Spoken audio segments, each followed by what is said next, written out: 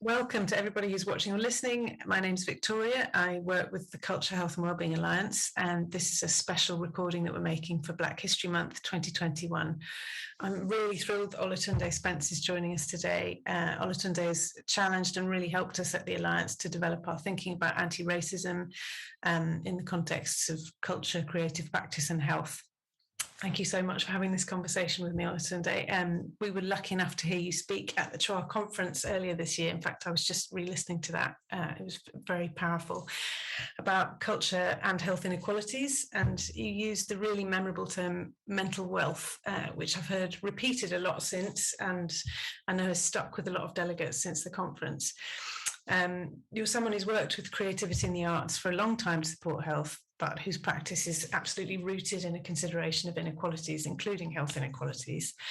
I wondered if we could start, if you'd be able to tell us something about your history of activism, particularly perhaps about your work with Black History Month.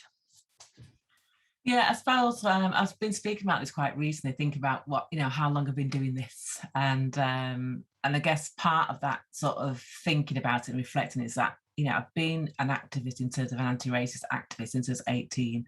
I'm now 56. And what's really interesting is actually bumping into people again who were really reluctant, in those sort of years before, and now because of, the sort of Black Lives Matter movement, really now on board. So I think it's been quite an interesting sort of time to reflect on, this is the sort of conversation I was having, 30 years ago.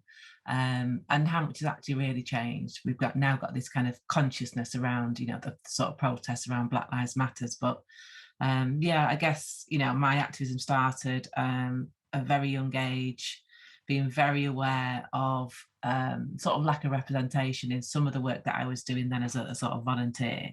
And my first involvement in anti-racist sort of practice was being part of I think it was the National Council of Voluntary Organisations at that time, had decided in their wisdom that every local voluntary sector organisation should have a statement of intent at the front of their documents. So that was my first involvement. And that was really interesting because I didn't quite really I understood what the issues were, but I didn't understand the kind of organisational stuff. So I was a very naive, gobby 18-year-old and recognised that the CEO, or I think, the chief executive officer at that time was really against this. And my thought was, well, if he can't support it, surely he has to resign. And there was this gasp in the room. And I just didn't quite understand what the gasp was about. I thought that seemed like a very logical thing to say, not understanding things about office politics and, those kind of relationships. So within a sort of quite a few months, I think, of that intention being clear from the national body, we had a following that was I think an AGM or something like that. And at that AGM, this person stood up with his hand on his heart saying, I don't think that I can be, sort of held responsible for this, and I'm not going to be the person who stands on Stockport bandstand and says I'm not racist. And as a result of this push for this policy, I'm now resigning. It's like, oh. So that was my first experience of thinking, okay, so if you really push for something and actually suggest something, maybe it actually happens. So that was my first role, and I lived in Stockport at that time, and then subsequently left sort of Stockport to live in Manchester because that's where I grew up. And in terms of then sort of Black History Month, I've been involved really for as long as I could remember that Black History Month was celebrated. That became a formal relationship with it, and I can't quite remember the year, but it would have been sort of mid-1990s when there was the European Year Against Racism. And that was a platform that I used then as a community development worker to raise issues around Black History Month and use it as a vehicle to bring sort of invisible, it seemed, in Stockport, those communities together around something that people could sort of celebrate and be part of and be involved in. And sort of following on from that, how do you see your work with Black History Month connecting to what you do in your day job, if you like, as an art therapist? Well, I think for me, my background is community development. And that's about a set of principles and ethics about how you sort of, bring people together for mutual benefit, collective action, campaigning. So that's, I would always describe myself as an art therapist with a community development background. So I think that for me is about the sort of guiding principles and kind of ethics around sort of power, discrimination, challenging oppression.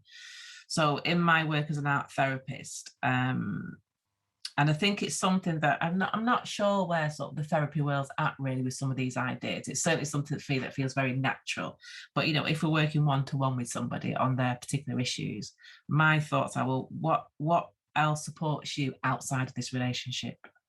So I might meet that person once a week for an hour, but what's the structure around that person when they go back home, go back into their families? So one of the examples that I can give of my sort of very early work in really thinking about these issues, because they were never separate, in terms of coming to the field of therapy. I had the opportunity to do some work with a young student who was in school who was really struggling with his identity as a young Black man within a wider family of mainly white people in his family. And I'm saying mainly because I think we've discovered things along the way that, he hadn't been aware of during that process. So one of the things that was really important for me was he had a very, I think of an identity that was that was about kind of not being good enough or not being the same as others. And some issues that are kind of happening in the family that, again, were really unclear at the beginning. And I think for me, what I thought about was, yes, there's the kind of one-to-one talking about how he feels, and certainly as a young Black man who didn't have an identity around his Blackness, but also how do we strengthen this young person's sort of view of himself?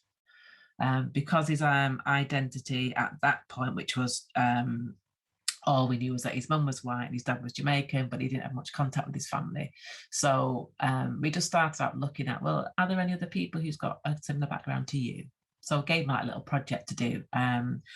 What was really helpful about that was that within the school, they were also looking at some of these issues around family and thinking about how do they support this young man in a kind of wider context in the school. So I did a small project with him around Black History Month, getting to look at different things. And as a result of actually being able to link his experience with other people that were quite famous. So we looked at Mary Seacole, we looked at Bob Marley, we looked at other famous sort of Black British people who had Jamaican and English heritage. He started to get a sense of himself as being, part of another group of people that have actually achieved things. So to me, that was really important in using Black History Month, not in its entirety, but using aspects of that to kind of work with him to kind of boost his confidence about who he was and have a more positive view of himself as a young Black person.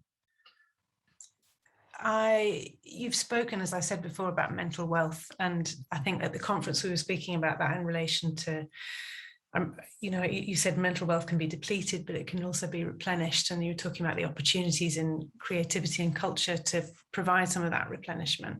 Is that also something that you relate to your work with Black History Month? I do, and I think just as you were speaking, then I was thinking, okay, so what's been the stuff that supported me to, when I sort of felt that depleted or, really kind of oppressed in the sort of face of racism, and I just remember a book, and I can't remember the author, but I think it's, it was really important to me, and just seeing the title alone was Rasta and Resistance. And it's like just this idea that actually there's a whole cultural aspect of coming together collectively and resisting, whether that's from slave revolts, whether that's from, protest movements, whether it's from what we're seeing now in terms of Black Lives Matter, that I think the whole sort of arena really of resistance and actually coming together to fight back is something that actually does give us that collective sense of working towards the same thing. You're meeting people that you may have not met before, and you're also hearing and listening to people's stories and their politics and their views about things. So I think for me there's something really important about what Black History Month can provide in terms of that replenishment that I'm not saying I love the idea of a Black History Month being in October, but I think there's an opportunity there to really harness some of those experiences and actually celebrate and, acknowledge the resistance and the movements that have actually meant that we're still here today and still fighting and still laughing and still being creative and having comedy and, producing art and performance. So for me, there's something about that whole movement around resistance and fighting back that I think is part of that replenishing, some of the things that we kind of lose throughout the year because of, what often as Black people, whether in work or, you know, within the system at school, can get really sort of chipped away at, I think, over, you know, periods of time. Thanks. You spoke about this a little bit at the beginning, but you've obviously been involved with Black History Month for a long time. How do you feel about the month this year? How do you see changes in the way that people are connecting with this? I think for me, just personally, that I've not connected very much with it, but what I have been doing, and that's partly because of my sort of work patterns and sort of health, I've not sort of been out to places to sort of celebrate. I've not been sort of looking for things, but what I have really enjoyed is actually seeing the amount of stuff that's actually on TV and connecting with that. And even if it's things I've seen before, thinking, oh, right, okay, this is a time to actually, you know, look at the programming or find something that's of interest, or even things that I don't like, but thinking, well, it's actually nice to have a broader spectrum of programs to actually look at. I suppose my view about Black History Month is why we're still having it is one, what's it actually about? I think over a period of time, you know, I think over the last 20, 30 years, it's become this kind of, well, we'll sort of celebrate everything that's not white, which I don't think is what Black History Month was actually about. So I think it's been kind of used as a vehicle for lots of other groups of people, which is okay. But I think given that we've had the Black Lives Matter movement now, and actually looking at, okay, what does this actually mean? Where did it come from? Why is it important? And just for me, it's the whole whitewashing of the history, science. And just before we came on, I was actually reading an article in the BBC about the lack of representation within the sort of scientific, you know, sort of arena, and, you know, these apologies that are being made for it, and it's unacceptable. Well, that's not good enough. It's just not good enough. We know it's unacceptable. We know that from, you know, 30, 40, 50 years ago, but what are you actually doing? So for me, it's always that, you know, Black History Month has been a vehicle. It should have kind of been something that no longer exists, because we've now got a curriculum that's broad. We've now got, you know, a whole industry that takes into account other people's creativity, other people's professions, but it doesn't. So in a way, it's kind of like, well, it's here because actually it's failed in some ways.